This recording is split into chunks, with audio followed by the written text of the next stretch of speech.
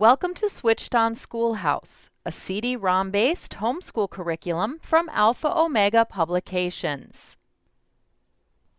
In third grade history and geography, your students will study units that cover the history, culture, and geography of a number of different types of U.S. communities, like farm communities, animal farms, mining communities, manufacturing communities, space, and much more. Now let's take a look at a third grade history and geography lesson to see how concepts like these are covered. In a unit entitled Specialized Farms, let's look at a lesson called Wheat and Grain Farms. Most Switched On Schoolhouse lessons begin with a brief introduction and a list of objectives for the lesson. These objectives help students stay focused on important lesson content and provide parents with an effective way to measure mastery of lesson content.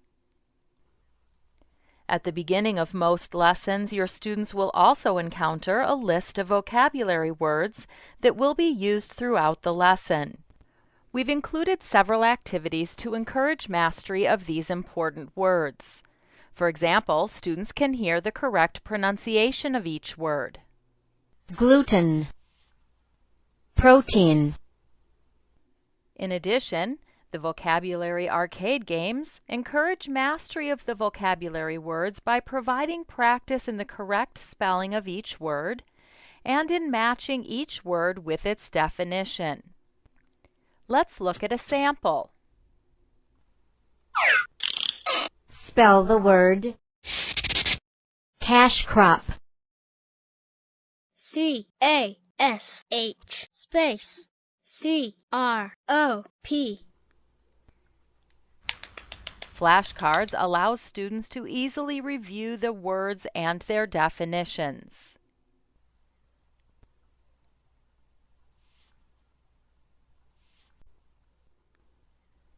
After this introductory material, your students then move independently through the lesson, reading the text-based instruction and utilizing the multimedia features that have been provided.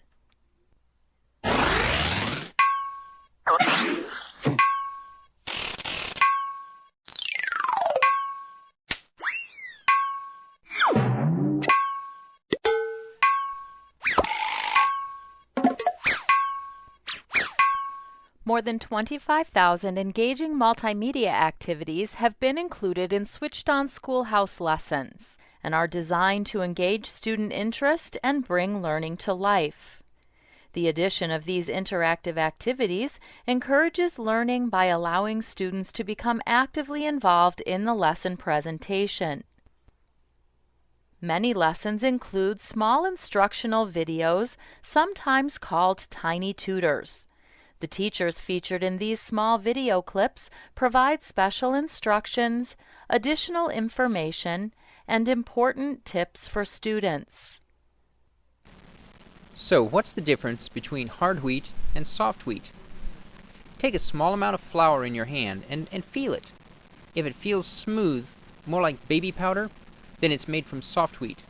This kind of flour is best for baking biscuits or cookies or cakes. But if you hold some flour in your hand and it feels more coarse and grainy, then it's made from hard wheat. Hard wheat flour is best for baking bread. In fact, it's sometimes sold under a name like bread flour. Another way to tell, if you press it together in your hand and it clumps together and holds its shape, it's probably soft wheat. But hard wheat falls into tiny particles if you shake it around in your hand. A variety of audio-visual presentations, including videos, slideshows, and animations, provide reinforcement of lesson content. Animations like this one may help your students better understand difficult concepts. Learn the parts of the wheat kernel: husk, endosperm, bran, germ. At the end of the lesson, the student is presented with a series of questions that provide a review of lesson content.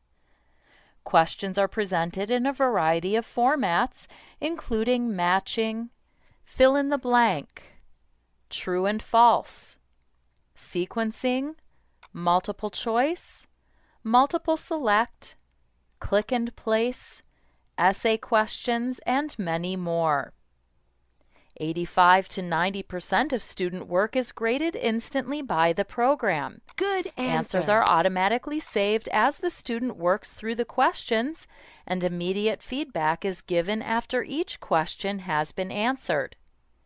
If a parent has set the program to allow for multiple attempts, students will be Correct. looped back through the lesson to answer questions that were marked wrong on the first attempt.